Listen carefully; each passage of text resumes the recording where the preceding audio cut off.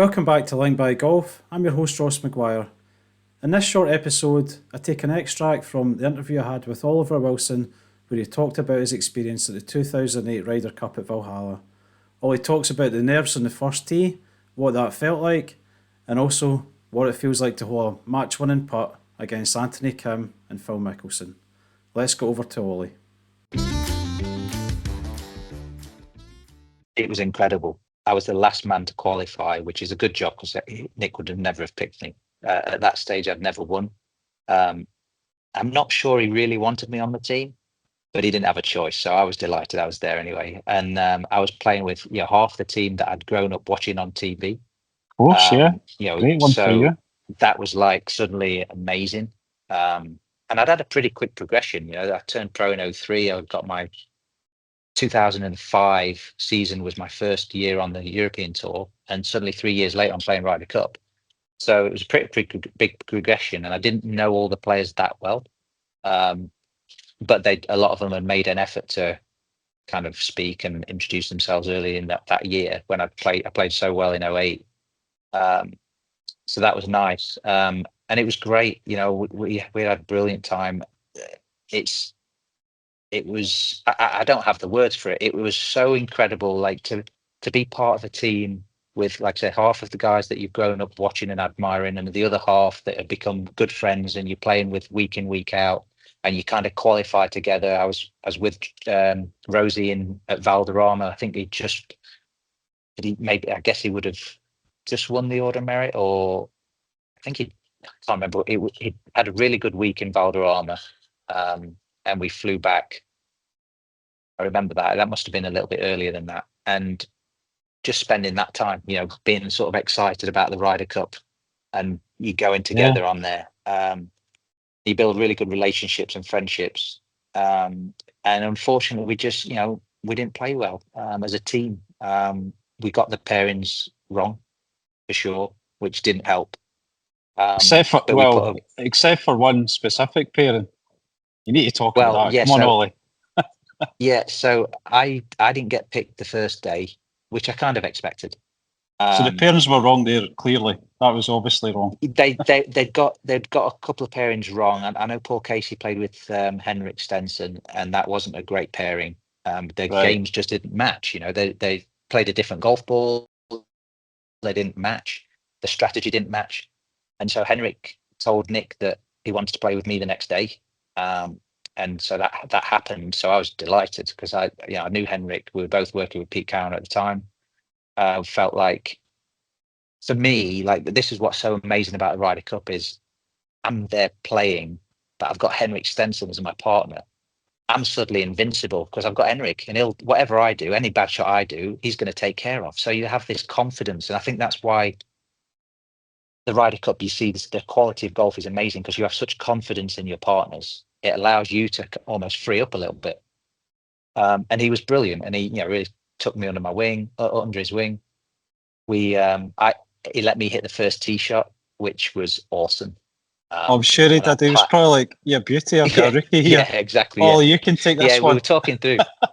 Which do you want, odds or evens? I was like, well, I'm thinking about this. I'm like, look, you just tell me. But I wanted it at the first tee shot because you never want to turn away from experiences like that. And we were stood on the tee, and I always remember he came up to me, and like the hairs on his arms are just all stood up. The noise and the atmosphere, the energy is insane. And I can still feel the ball off the club of that tee shot. What's that? 17 years ago. And I remember, I can feel how I hit it so solid. It was so out the middle, just nailed down the middle. Just little things like that. It's incredible. And we kind of figured out a strategy. And 6 holes later, we were 4 down. So it's like, obviously, was that a good strategy for the first few holes? Yeah. So Henrik's vouched for me. He's basically told Nick that we're playing together, and we're now 4 down through 6. And it's not looking good against Anthony Kim and Phil Mickelson. I'd like to thank Oliver Wilson and TRUELinkswear UK for sponsoring the show. Let's hear from Ollie now.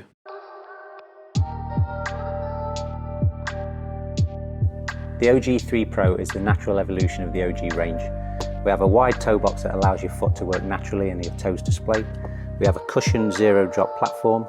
It's flexible, minimalist to allow you to feel the ground. It's waterproof and an aggressive spikeless outsole. And of course, it's tour tested.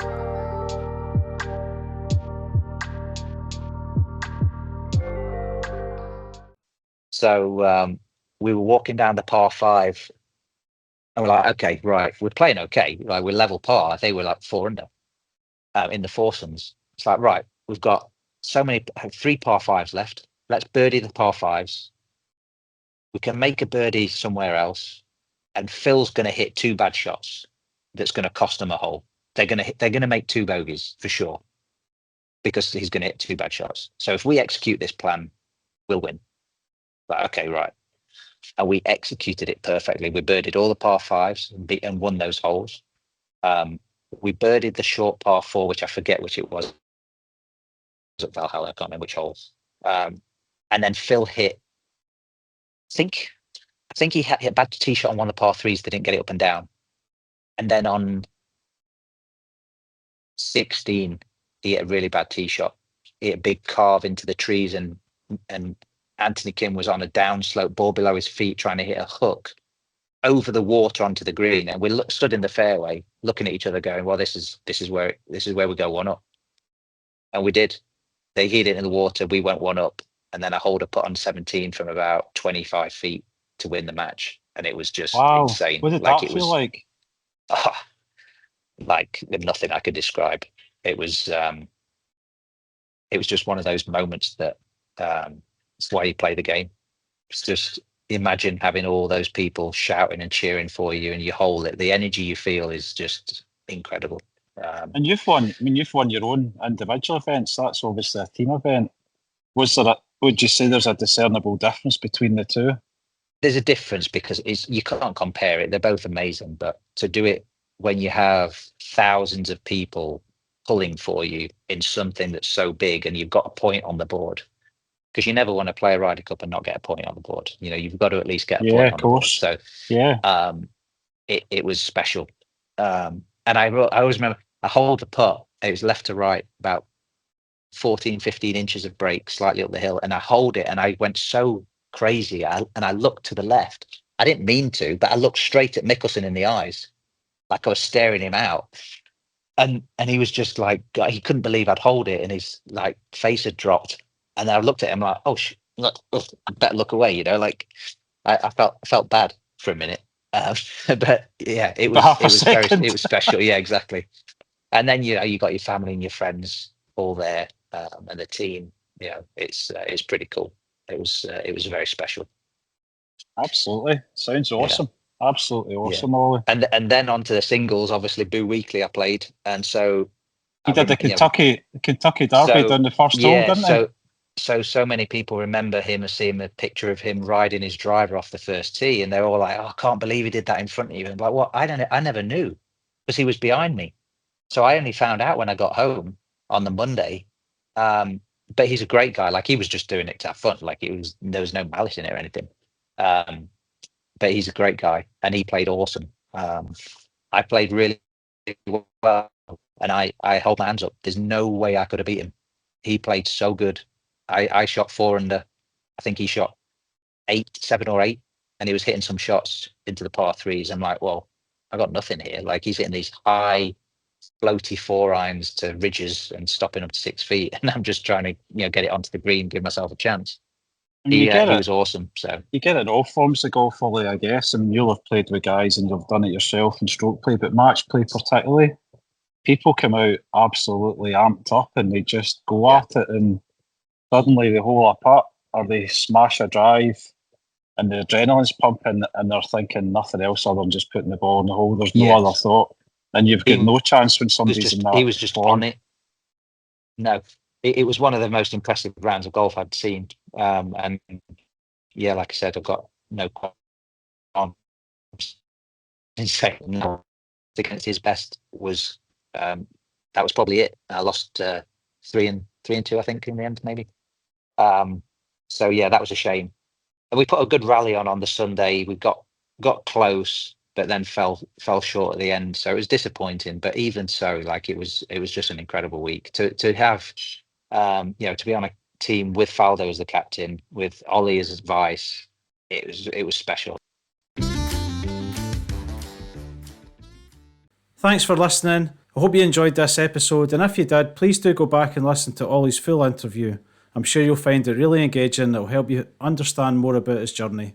Please also like, share and subscribe to the podcast, and you'll hear from me soon.